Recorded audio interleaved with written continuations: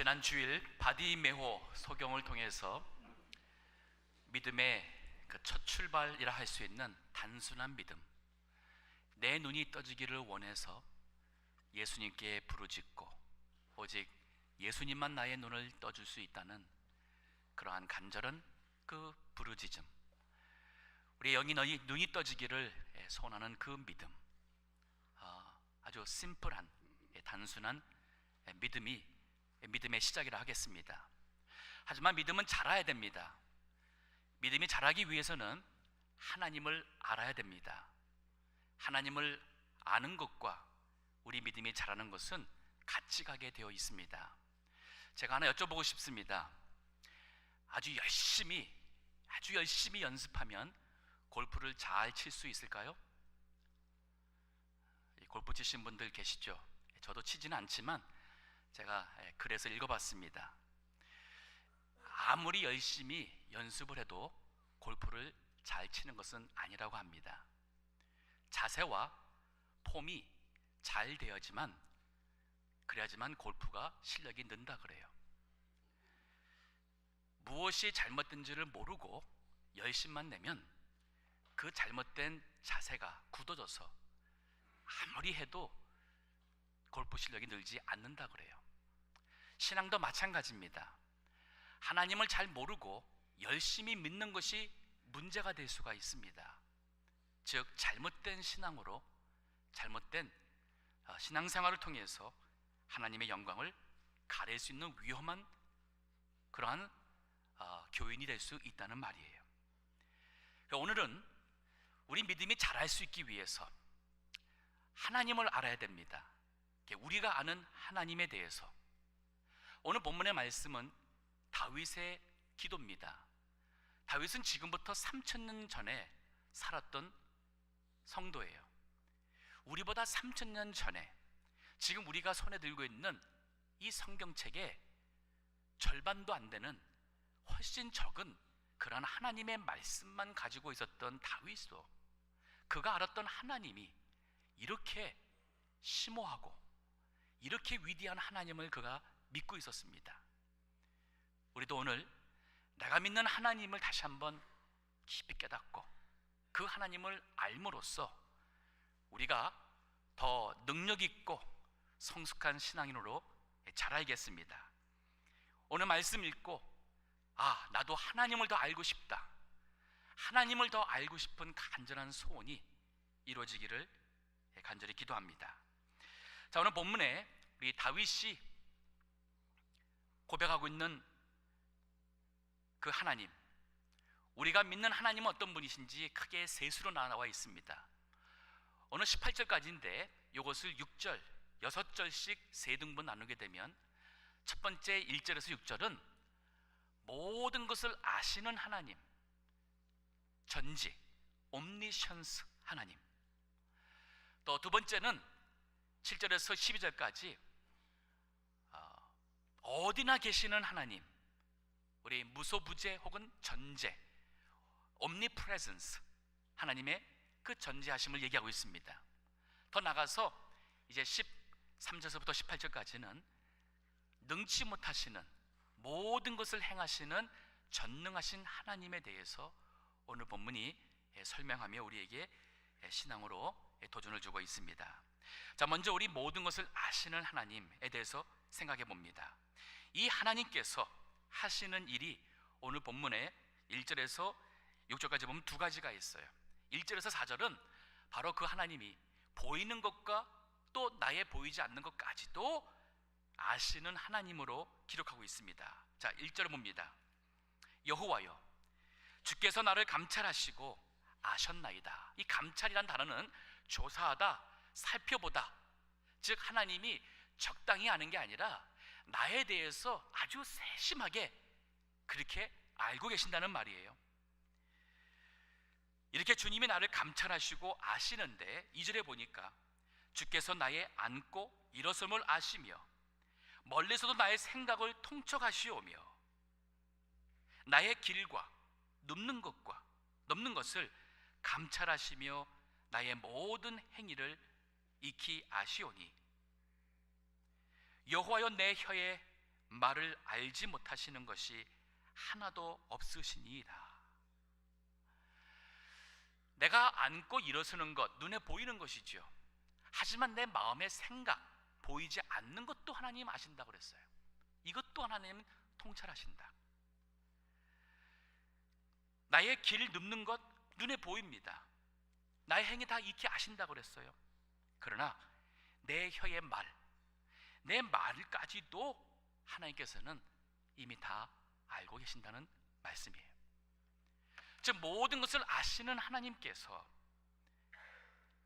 오늘 이 본문에 보이는 것, 보이지 않는 것 다 아신다는 이 하나님, 우리가 신앙인으로서 이 올바른 신앙인의 그 첫 이 기본 이 걸음을 내릴 때에 나의 모든 것을 아시는, 내가 지금 생각하고 내 마음에서 지금 의도하고 내가 지금 행동을 하지만 그 행동하는 데 있어서의 나의 자세까지도 이 보이는 것 보이지 않는 모든 나의 것을 다 아시는 하나님 앞에서 내가 산다는 이 생각, 이 자세가 신앙인에서 첫 번째 가장 중요한 자세예요. 주일날 교회 나왔습니다. 교회 나올 때는 나름대로 깨끗하게 아름답게 그리고 참 경건한 모습으로 앉아 계셔요. 과연 이러한 우리의 하나님 앞에 나온다는 그 마음 자세처럼 과연 우리가 집에서도 직장에서도 월화수목금토 주중을 살 때에 내가 무슨 말을 하든 어디를 가든 내가 무슨 일을 할 때에 내가 하나님 앞에 있다, 하나님께서 나의 모든 것을 다 알고 계신다는 이 의식 속에 과연 살고 있는가?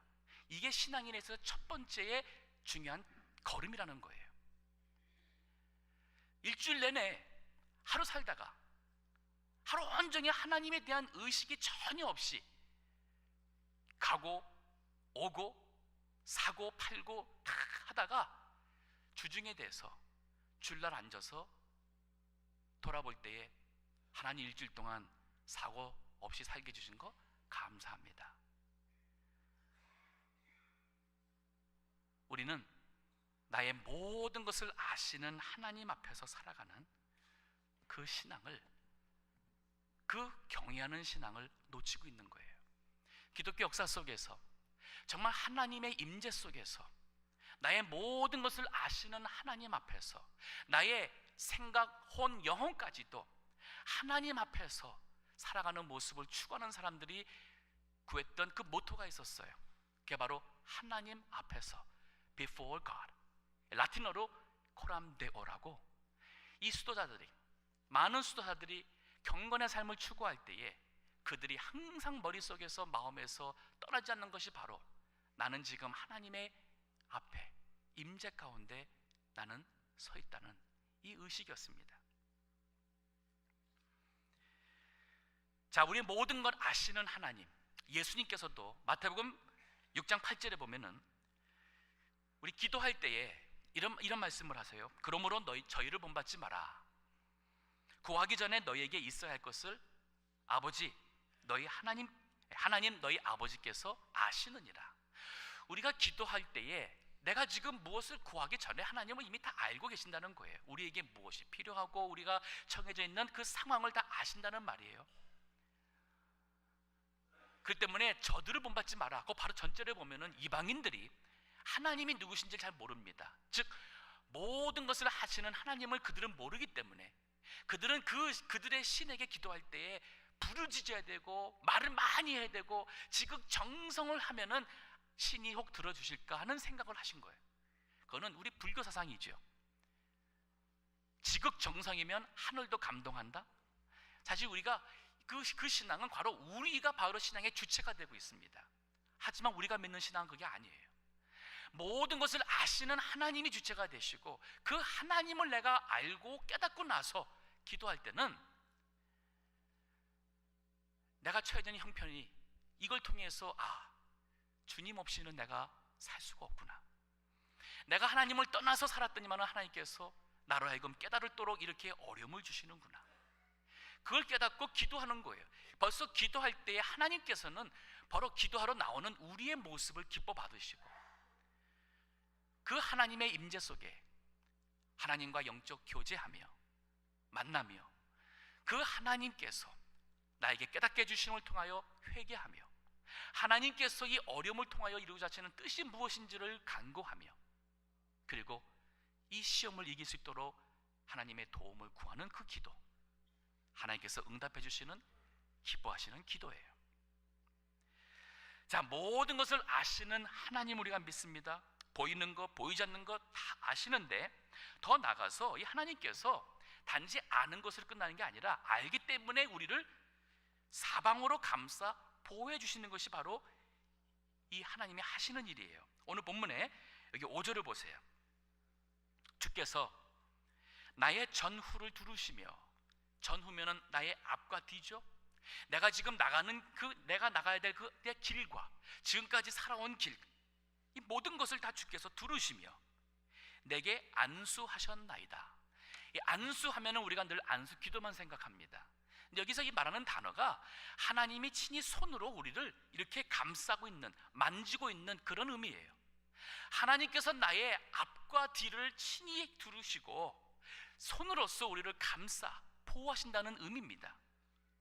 나의 모든 것을 아시기 때문에 단지 아는 지식이 아니라 하나님이 내가 위태할 때 나를 지켜주시고, 내가 연약해서 쓰러질 때 나를 붙잡아 주시고, 하나님께서 내가 어디 가는지를 모를 때에 내 전후를 주께서 두르셔서 인도하시는 하나님의 모습이 바로 5절이에요. 6절에 보니 이 지식이 내게 너무 기이하니, 놀라운 거예요. 대체 나라는 존재가 무엇이길래, 천지를 창조하신 하나님께서, 모든 것을 아시는 하나님께서 나라는 존재가 무엇이길래 이렇게 죄 많고 한심하고 연약하고 아무 가치 없는 이러한 자를 하나님께서 나를 아시고 나를 이렇게 감싸주시고 인도하시는지, 이 지식이 내게 너무 기이하니 높아서 내가 능히 미치지 못하나이다. 헤아릴 수가 없다는 거예요. 내가 하나님을 안다고 해도 실질은 하나님이 나를 얼만큼 보호하시고 지켜주신지를 우리는 모르고 살고 있다는 말입니다. 이사야서 보게 되면은 하나님의 백성 이스라엘 백성들이 하나님께서 정말 나의 형편을 알고 계시는가? 왜 하나님이 나로 하여금 이렇게 원통함을 겪게 하시는가 하는 낙심된 마음이 들어온 적이 있습니다. 이사야 40장 27절에 보니 이렇게 말합니다. 제가 읽으면서 설명하겠습니다. 야곱아, 하나님께서 하시는 말씀이에요. 네가 어찌 말하기를, 말하며 이스라엘아, 네가 어찌하여 이르기를 내 사정은 여호와께 숨겨졌으며, 내 사정은 내가 지금 처해지는 형편이에요. 하나님께 숨겨져서 하나님이 내가 지금 어떤 상황인지 지금 모르시고 계신다는 그런 말이죠. 원통한 것은 내 하나님에게서 수리하심을 받지 못한다 하느냐. 이렇게 속상한데, 이렇게 화가 나는데 하나님은 대체 뭐 하고 계시고, 하나님은 내 이 원통함을 대체 수리해 주시죠, 받아주지 않고 뭐 하십니까? 지금 이러한 식으로 하나님의 백성들이 지금 낙심하고 있어요. 그럴 때 28절 이렇게 말합니다. 너는 알지 못하느냐 그러잖아요. 대체 하나님이 누구신지를 너는 대체 알지 못하느냐? 듣지 못하였느냐? 영원하신 하나님 여호와, 땅 끝까지 창조하신 자는 피곤치 아니하시며 곤비치 아니하시며 명철이 한이 없으시며, 우리 하나님 그런 하나님이 아니라는 거죠. 이런 하나님을 안다면 우리가 다시 한번 이 낙심된 마음에서 힘을 얻고 우리가 영적으로 살아나게 되죠. 29절에 보니 피곤한 자에게는 능력을 주시며 무능한 자에게는 힘을 더하시나니, 소년이라도 피곤하며 곤비하며 장정이라도 넘어지며 자빠지되 오직 여호와를 앙망하는 자는 새 힘을 얻으리니, 독수리의 날개치며 올라감과 뜰 것이요 다른 박질하여도 곤비치 아니하겠고 걸어가도 피곤치 아니하리로다. 딱 하나입니다. 오직 여호와를 앙망하는 자는, 이 앙망한다는 단어는 바라는, 소망이라는 의미지만은 그거보다 강도가 깊은 거예요. 단지 그냥 소망 바라다 그게 아니라 간절히 온전히 소망 바라다, 이게 앙망하는 자. 나의 모든 것을 아시는 하나님께서 나를 사방으로 감싸 보호해 주심을 우리가 알진대 그 하나님을 앙망하는 자는 반드시 하나님께서 새 힘을 주셔서 독수리의 날개치며 올라간 같은, 독수리만이 유일하게 거의 수직으로 올라갈 수 있는 날개에 힘이 있다고 그래요. 그렇게 올라갈 수 있도록 하나님께서 힘 주신다는 말입니다. 이분이 바로 우리가 믿는 하나님이세요. 나의 모든 것을 아시는 하나님. 두 번째로 보니까 7절에서부터는 어디에나 계시는 하나님으로 고백합니다. 자, 이 어디에나 계시는 하나님께서 하시는 일이 여기 7절에서 12절에 두 가지가 나옵니다. 즉 하나님을 피해서는 우리가 갈 곳이 아무것도 없다는 말이에요. 시편 139편 7절입니다. 내가 주의 신을 떠나 어디로 가며 주의 앞에서 어디로 피하리이까. 내가 하나님을 떠나서 내가 원하는 대로 살고 내가 하고 싶은 대로 할 수 있는 곳을 과연 그곳이 어디냐는 말이죠. 8절에 보니 내가 하늘에 올라갈지라도 거기 계시며 음부에 내 자리를 펼지라도 거기 계시니이다. 하늘은 저 높은 것, 혹은 음부는 저 땅속 깊은 것. 그러나 아무리 높고 아무리 깊은 것이라 할지라도 주님은 거기 계신다는 말이에요. 어디나 계시는 하나님. 우리 스스로가 하나님의 눈을 피해서 살 수 있다는 생각 자체를 하나님 몰랐을 때는 했겠지요. 지금은 그렇지 않습니다. 지금은 내가 하나님을 떠나서는 살 수도 없거니와 하나님을 떠나서는 하나님 없는 곳에 피해 갈 수 없다는 고백 속에 우리는 하나님 앞에서 살아야 됩니다. 예레미야 23장 23절에서 24절의 말씀 읽어주시기 바랍니다.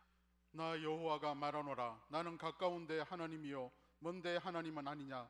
나 여호와가 말하노라. 사람이 내게 보이지 아니하려고 누가 자기를 은밀한 곳에 숨길 수 있겠느냐.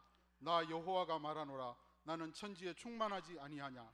먼 곳에도 계시고 가까운 곳에도 계시고 천지에 충만하신 하나님. 하나님의 백성에게 질문하면서 묻습니다. 나는 천지에 충만하지 아니하냐. 어디나 계신 하나님을 믿는 우리 성도기 때문에 요나같이 하나님의 뜻을 떠나 피해 간다는 자체는 어리석은 거예요. 결국 그가 고기 뱃속에 들어가고 결국은 회개해서 하나님이 원하시는 곳에 가서 하나님의 원하시는 일을 하며 살게 되지요. 따라서 우리가 살면서 가장 행복한 삶은, 가장 의미 있는 삶은 하나님 원하시는 대로 사는 거예요.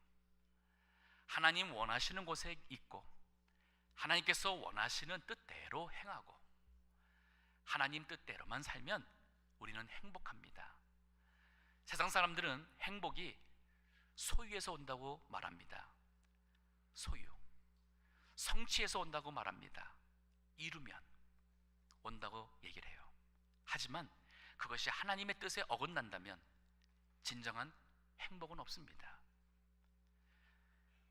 자, 어디나 계신 하나님을 믿을진데 어떤 사람들은 이 말은 야, 하나님 떠나서 살 수 없다니 이제 완전 꽉 붙잡혔구나. 내 인생은 완전 너무 이거는 참 비참하고 불행할 것 같다. 하나님을 피해서 살아야 될 그러한 하나님이 이기 때문에 두렵다는 그런 생각보다는 이 말을 역으로 본다면 우리가 바로 이 하나님, 구원받아 이 하나님의 자녀가 되었고 이 하나님을 예수 그리스도 안에서 예배할 수 있는 아버지라 부를 수 있는 우리 그런 존재라면 어디나 계신 하나님이 우리에게 불편한 존재가 아니라 역으로 말하면 항상 나와 함께 하시는 하나님이 된다는 얘기예요. 내가 어디 가도 주님이 거기 계시니까 나와 함께 한다는 말이잖아요.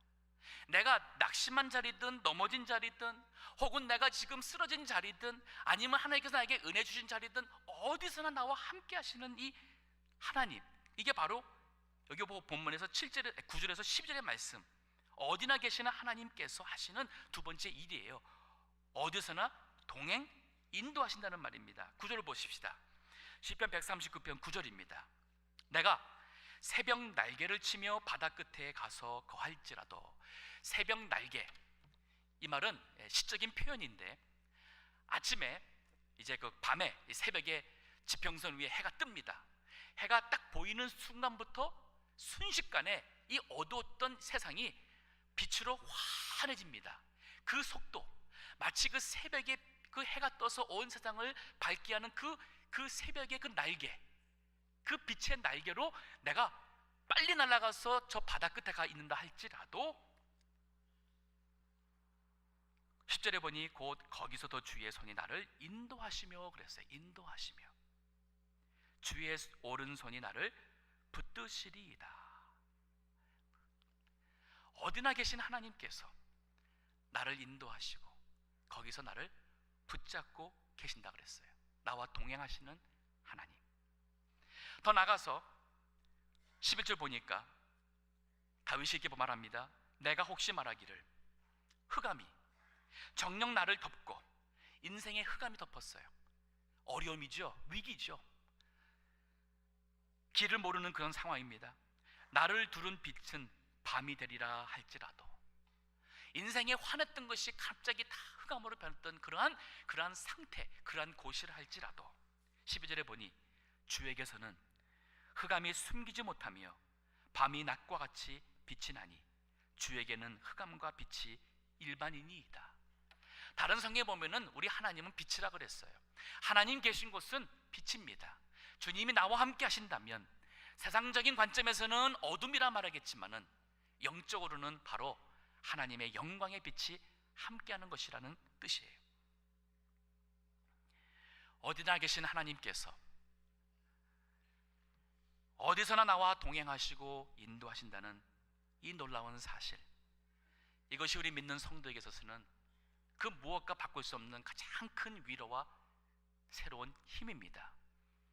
찬송가 495장에 내 영혼이 은총 입어 중한 재짐 벗고 보니 슬픔 많은 이 세상도 천국으로 화하도다.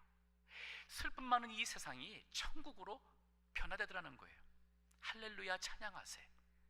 내 모든 죄 사함 받고 주 예수와 동행하니 그 어디나 하늘나라.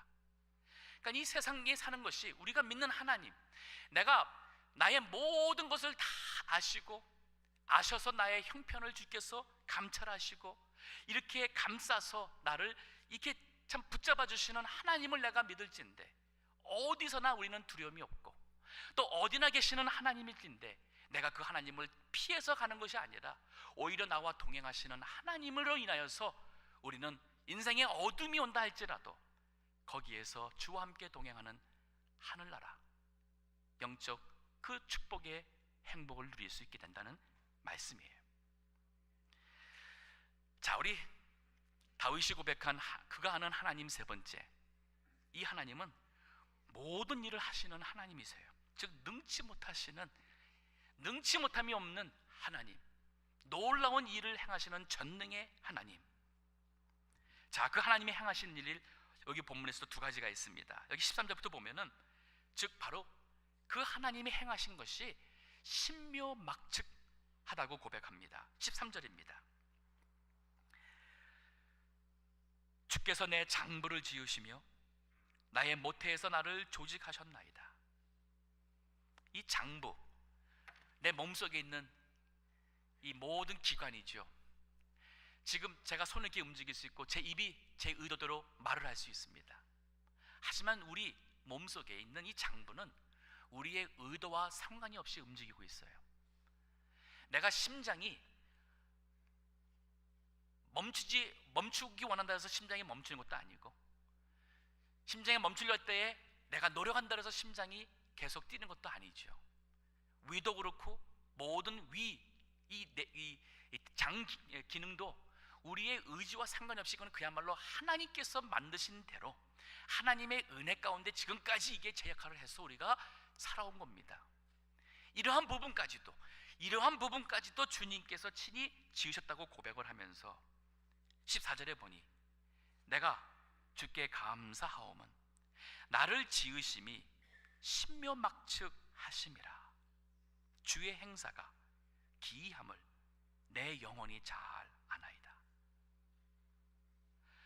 신묘막측하다는 이 표현, 너무 신비한, 원더풀, 너무 신비한, 놀랍다는, 경이롭다는 말이에요.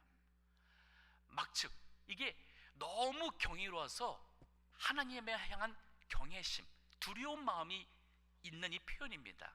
영어로 보면은 wonderfully and fearfully made라고 표현했었어요. 그러니까 너무 놀랍고 두렵게 우리가 만들어졌다.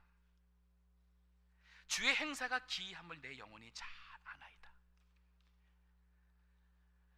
자, 이 전능하신 하나님의 하시는 일, 이걸 우리가 안다면, 물론 하나님께서 우주 만물을 만드셨고 놀랍습니다. 웅대합니다. 그러나 하나님이 만드신 모든 그 만물 중에서 가장 위대한 작품은 바로 여러분과 저 인간이에요. 우리 인간의 이 몸, 육체와 우리의 영, 이것은 하나님이 만드신 모든 것 중에 가장 위대한 것입니다. 우리 몸속에 있는 핏줄이 있습니다. 구석구석 산소, 생명을 이어나갈 수 있는 그 생명의 피를 공급하는 핏줄이 있습니다. 근데 그 몸속에 있는 핏줄을 다 일렬로 다 연결하면 그 길이가 60,000 miles, 6만 마일이고 거의 100,000 kilometers, 10만 킬로라고 그래요. 지구에서 달까지 거리가 30만 킬로랍니다. 이 말은 세 사람만 있으면 그 세 사람의 핏줄만 쭉 다 연결하면 지구에서 달까지 간다는 거예요. 이거 의사가 이렇게 얘기를 하니까 제가 이번 주에 또 확인했어요. 오늘 이걸 위해서 다시 한번 확인해 봤어요. 맞아요. 우리 신체의 신비 여러 가지가 있는데 저는 이렇게 말해도 아직 이해가 안 가요. 믿어지지가 않아요. 정말 내 몸속에 있는 이 핏줄이라는 것이 다 이게 지구 3분의 1까지 갈 수 있다는 이 자체가 아직 믿어지지가 않아요. 그 외에 의학을 공부한 사람들이 하는 얘기가 뭐냐면, 많이 우리 신체를 알면 알수록 더 신비하고 모르는 게 많다는 거예요. 이렇게 나를 위대하게 창조하시고 하나님께서 나에게 행하시는 일을 보니까, 나의 인생에 행하시는 모든 일을 보니까 이 일이 너무 신묘막측한 행하심이 놀랍다는 고백입니다. 이 하나님을 우리는 믿습니다. 이 하나님을 우리는 섬기고 이 하나님을 따라 살아가는 게 바로 그리스도인이 됩니다. 자, 근데 여기 본문에서 다윗의 고백을 보니까 이렇게 전능하신 하나님께서 나를 향한 이 일이 두 번째로 보니 영원한 계획으로 행한다는 말을 합니다. 여기 16절입니다. 내 형질이 이루기 전에 주의 눈이 보셨으며 나를 위하여 정한 날이 하나도 되기 전에 주의 책에 다 기록이 되었나이다. 자, 내 형질이라는 이 단어, 이 형질이라는 단어가 어머니 뱃속에서 나의 형태가 이렇게 보여지기 전이 말합니다. 영어로는 fetus라고 그러죠. 이 태아라고도 말하는데, 이 낙태를 주장하는 사람들은 어머니 몸속에 있는 이 태아, 이 fetus는 아직 사람이 아니다, 낙태가 괜찮다, 살인이 아니다 라고 얘기를 하죠. 여기 본문의 말씀 보니까 그게 아니에요. 하나님께서 이미 어머니 몸속에서 나의 형질을, 이 fetus를 이미 이거를 지금 만드셨어요. 근데 이것을 이루기 전에부터 주의 눈이 나를 봤다는 얘기예요. 아직 내가 어떻게 생기기 전에, 남자인지 여자인지도 구별할 수 없는 이 형질이 생기기 지금 시작하는 그 전에도 하나님이 나를 아셨으며 나를 위하여 정한 날이 하나도 되기 전에 주의 책에 다 기록이 되어나이다. 우리 하나님께서 나를 얼만큼 아시고 나를 만드실 때에 하나님께서 얼만큼 위대한 손으로 완전한 계획으로 하나님께서 만드셨는지, 이 영원한 계획을 생각할 때에 너무 놀라운 거예요. 대체 나라는 존재가 무엇이길래 하나님이 나를 이렇게 존귀하게 여기시고 존귀하게 또 사랑하시는지. 더 봅니다. 17절입니다. 하나님이여 주의 생각이 내게 어찌 그리 보배로우신지요. 그 수가 어찌 그리 많은지요. 주님이 나를 생각하시는 것을 보니까 이게 너무 많은 거예요. 내가 주님 모르고 살 때는 그게 다 저절로 된 줄 알았고 내가 잘해서 된 줄 알았는데, 이 나의 모든 것을 아시고 내가 어디 가든지 나와 함께 하시며 우주에 충만하신 하나님, 또 나를 향한 그 놀라운 신면막측한 일을 행하시며 전능하신 하나님을 우리가 알고 보니 이게 다 놀라운 거예요. 나의 인생의 전부가 다 하나의 기적이고 너무 놀라운 거예요. 그렇기 때문에 다윗이 이렇게 고백합니다.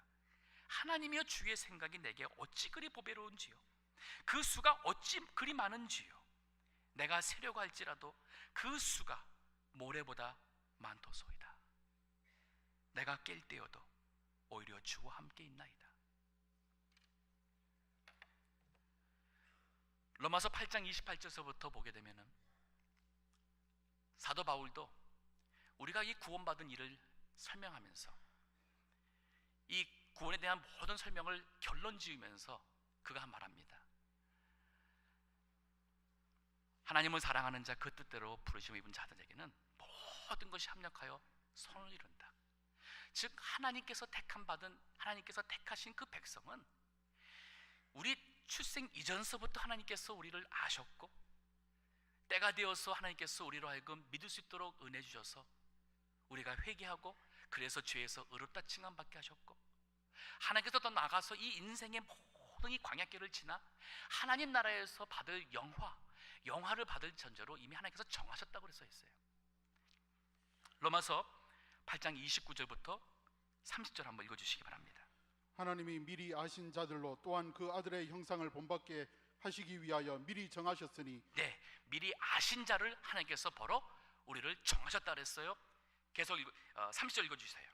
또 미리 정하신 그들을 또한 부르시고 부르신 그들을 또한 의롭다 하시고 의롭다 하신 그들을 또한 영화롭게 하셨느니라. 네, 우리는 우연히 이 세상에 어떻게 태어났다가 그럭저럭 살다가 허무하게 인생은 헛된 것이다 라고 말하며 죽는 존재가 아니에요.